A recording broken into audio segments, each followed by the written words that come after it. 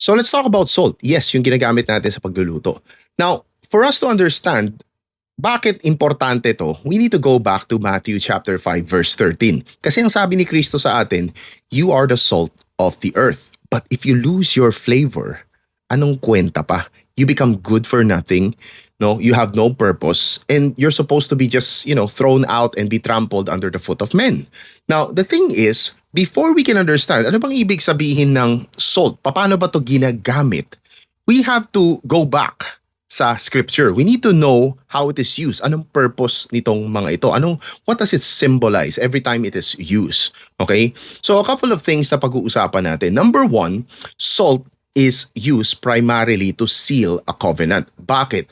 Because it emphasizes the enduring nature of the covenant between God and His people. You see salt being applied in offerings. Whenever they offer, they have to apply salt. Why? It is to remind them of the salt of the covenant. No? Meron tayong pinag-usapan. Okay?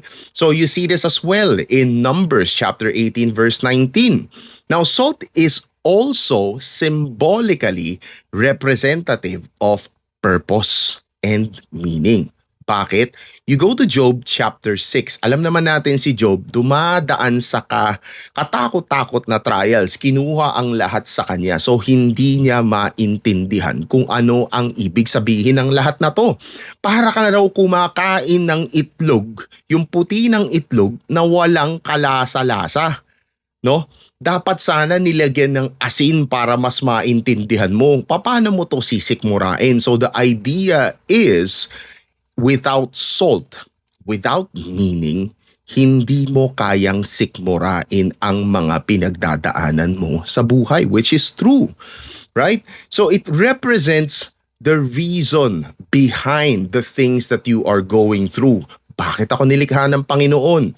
Bakit ako dumadaan sa ganong klaseng sitwasyon? Okay? So, at the same time, salt symbolizes cleansing, purification. Bakit? Let me give you an example. Sa 2 Kings chapter 2 verse 20 to 21, the prophet Elisha applies a jar of salt into the spring in order that it will be purified once again so that it can be used once again. Something that is useless, something that is bad, can once again be revived in order to have a second chance, in order that it can be made useful with a purpose uli, so that it could once again have meaning. So it gives you the idea of being born again. You are cleansed, you are purified, your sins are purged, no? But it doesn't end there. Now, when you go to Deuteronomy chapter 29 verse 23, salt is used as a symbol of judgment. It's one of those components na ginamit in order to judge Sodom and Gomorrah. No, you can find this in Deuteronomy 29 verse 23. Why? Because it symbolized complete destruction of sin at its roots. No, so yun ang kailangan natin maintindihan. Now, the thing is, we are called salt. Why? Because we are the bearers of truth. We're not just simply talking about truth from the perspective of this religion, from the perspective of this person, no, from this political point of view. We're talking about the truth that God has dispensed to us through the scriptures in the person of Jesus Christ. Ito ang katotohanan na binibigay niya sa atin. We're talking about the good news. We're talking about all these truths na binigay sa atin ng Panginoon.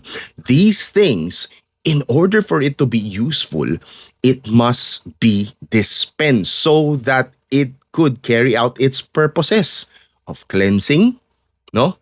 Of purification, of sealing the deal, the covenant, so that sin can be cut off in its roots, so that we can be born again and be renewed, so that we could have meaning and purpose. So all these things, magkakasama to, the idea, no? We are the salt of the earth. That is the reason why we shouldn't be keeping the truth to ourselves.